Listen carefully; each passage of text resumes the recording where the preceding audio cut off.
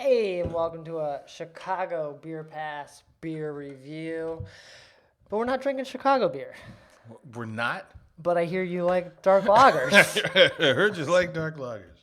We were talking about dark lagers and Goldfinger on recent episode. Oh, yeah, Dark Lager Day. Right, and I saw in my fridge I have a beer from Away Day Brewing out in Portland that sister-in-law sent to me. Okay. And this is their Petr Czech Dark Lager. I know nothing about Away Day. I kind of like the name, though. Away Days.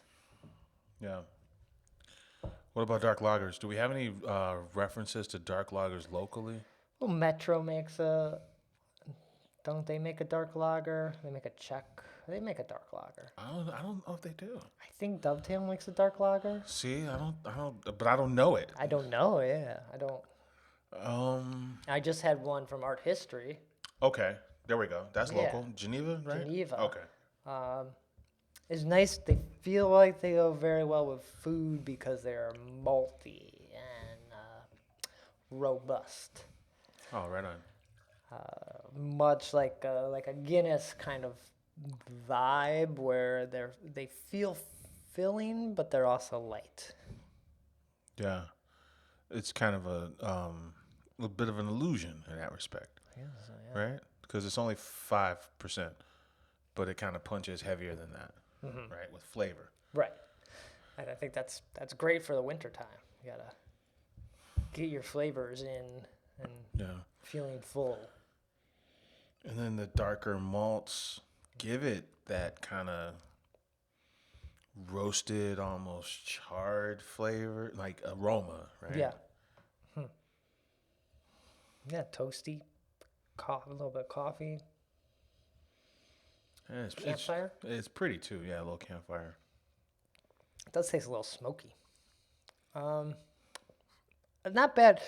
I feel like I have a love-hate relationship with dark lagers. I like the idea of them, and then when I drink them, I'm a little let down, but I'm like, that wasn't bad.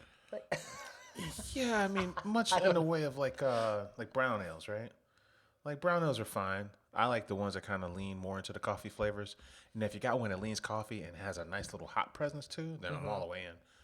Dark lagers are like this one kind of leans more like malty in a way, just like not coffee. It could be coffee or like refreshing, like a cola. yeah. The dark range. This is more like coffee. Yeah. But they do feel like beers that you need to eat food with. Like they're not like your end of work beers where you just want something, or even like late night beers where you're just like watching TV, or they're like food beers to me. Like a post game, I think a post game beer. I've been drinking all night. You know, dinner's been served, and I want to do the post game. I want to keep going. Maybe, yeah. I can go dark lager. Reset. Yeah, that's true. Like, when do you drink a dark lager? Because a dark lager is something I feel like you, in the lager range, you sit with it. You don't, You're not like, it's not the first beer you grab at the party. If Brad throws a party, the first beer you grab ain't a dark lager.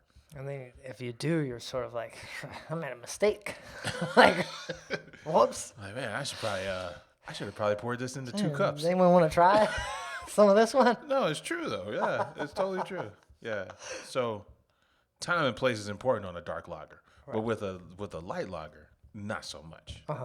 Any time, any place with the light lager. Yeah, and you're going to have another one, almost a dark lager.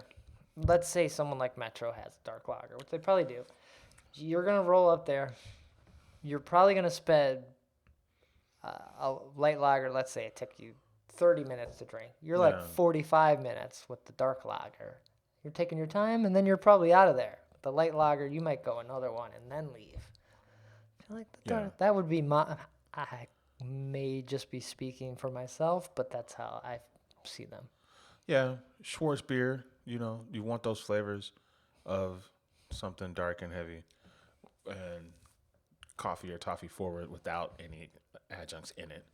you go for the dark lager. Maybe like a lunch beer too, where you don't want to, you're not going to have, you don't want to have a lot or more, too many. You're like, all right, that was good. I had my Reuben. Back to the steel and mill. your dark lager. Yeah. Right? Yeah. Get your Reuben, get your dark lager, and then you go back to work. Yeah. I think it fits there. Yeah. It's a working beer. I feel like that's a good way to describe it. And this one's tasty. I don't know. We don't know anything about away days besides they're out in Portland. But it's nice. Yeah. I'm enjoying this. Yeah, a little roast, a little smoke, a little coffee.